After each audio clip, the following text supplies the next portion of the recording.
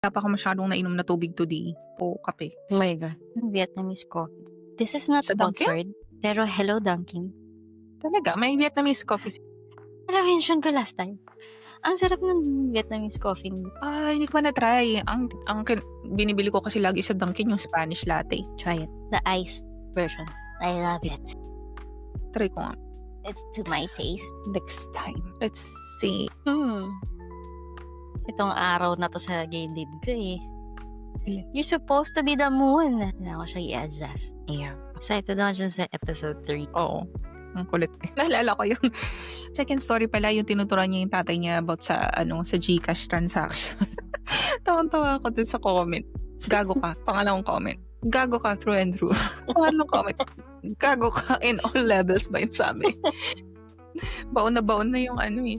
Ah, Angsty. Ang tawang-tawa. Binabalikan ko kanitawa ako ng tawa.